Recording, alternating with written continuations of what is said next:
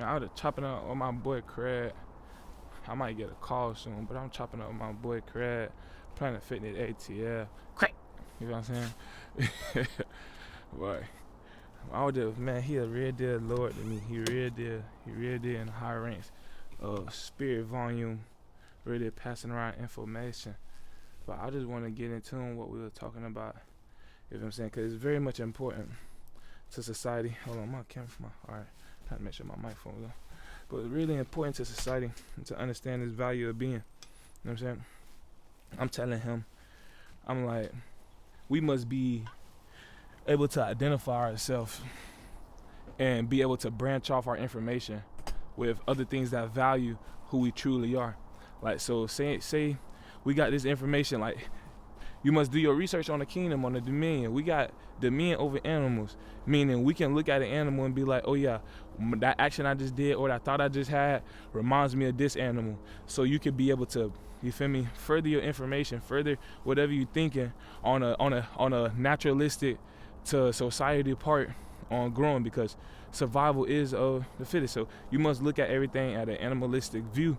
Not saying worship that animal over humans, but make sure you have that mentality of what the animal embodies just by off what you had. So basically use the animal mentality in your thought that you just had as a reminder, plus a power boost to keep you going in the battle that you feel you're in. I want to eat, but I want to sit down. Hold on. Let me think. So they read there, and then I'm telling him, I'm like, listen. He like, man, my heart, like all the trauma. If I'm saying, sometimes it's hard to remember. Sometimes hard to sit down and dwell into things due to the information that we process as traumatic, or the information we process as, or we supposed to be learning something from it. But everything that you go through, you're not supposed to learn from it, because it may be some false intuitive, some false relative value in it. So you must look at the total embodiment of what's going on and look at it like, how can I grab a beneficial factor of wisdom from it? You know, and the only way you can do that is by releasing the trauma and understanding what it feels like and how it can feel and how to defend it by using the animalistic kingdom, by using the animalistic value of life. So as soon as you get that wisdom, be like, oh yeah, it reminds me of this animal, and that animal will be able to attack that, you feel me, that prey, in order to keep you living, to actually bring you nutrients. He said the bread, like the Bible, the bread is Bible read. It's really the word feeds you. If you look into the world, a tiger not in the Bible, but you can look at a tiger and be like, it symbolizes this situation right here, and it could really deal feed you in life. You feel what I'm saying? So this is what I'm telling him. And if you really go down to the pinpoint of releasing trauma, I'm finna teach. I already got a video on it, on how to release trauma and remember how to release it. But you want to feel that actual emotion. It may not be actual screaming, but everybody know this. So when the thought come up, I'm gonna use it as sexual energy. When that sexual energy pop up in your mind, and you can block it or you can receive it, that same energy that you get with trauma, don't block it. Receive it. Let your heart feel it, let your body feel it, wherever the emotion is, let yourself feel it, so you can gain knowledge, gain intuition from it, and be like, oh yeah, this situation right here, it's a bitch, it's a fuck, it's a woo, it's a pussy, it's a cool shit, it's something, you feel what I'm saying? Identify it as that, identify it as less, so when you talk to somebody else, you actually have the emotion, the passion, the purpose, the drive, the will, the understanding, the wisdom to actually say, oh yeah, that right there, it ain't it, because emotion, you feel what I'm saying? Your emotion is like of the animal domestic, the animal on dominion. So as soon as they see it and be like, oh yeah, this emotion right here, oh yeah, when I seen their emotion in them, and it really gave me that fire of like a tiger. And everybody making music on animals and this and that. So when you get that feeling and be like, oh yeah, when you giving it off and giving off that passion, and you sit back and be like, dang, I felt they soul and I want to be like that. It's a role model. You feel what I'm saying? But don't be exactly like them. But take that pinpoint. Take what you need and leave what you don't. That's exactly what this information and the value of what we were talking about giving. Let your heart feel that. See what it feels like and have the wisdom. Be ready to look for the wisdom.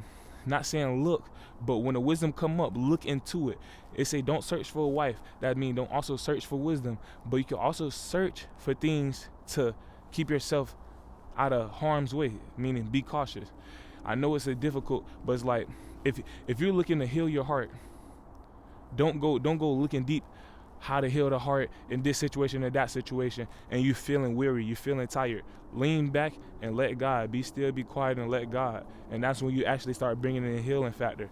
If you're feeling like, oh, you're stuck in the corner and you know you're not supposed to be getting taken down by this thing that's supposed to be a prey, be still, be quiet, and let God. That's why I say keep yourself blameless. Keep yourself in faithfulness and honesty and purity to actually get blessed. You know what I'm saying? Keep yourself in a real deal integrity, in a real deal value of being fed. You know what I'm saying? Be as the ground. Be able to be fed to grow something. Now, when your heart feels that burn, it's gonna burn. You feel what I'm saying? Your heart is gonna burn. It's gonna feel like it's tearing apart, but you gotta withstand it. Now, the theory that I taught him is actually true. Your conscience is always with you. Your higher self, God, the Word, the Son, is always with you. Faith, the passion, your drive, your future is always with you. Your past is not going to stay as what you was confused about, but it's going to stay as a reality of clarity. Take your right hand, put it on your heart. Ask yourself, you can say it in your head. Say, hey, self, or say your name, whatever your name is. Say it and be like, do you love me? And watch yourself really get to talking to yourself. You really, yeah. Yes, Lord. I'm feeling y'all. I'm telling y'all. Soon as you do that, you really gonna feel like the most blessed person in the world. Cause the only thing that we're doing is forgetting our conscience. You feel what I'm saying? We're forgetting our conscience.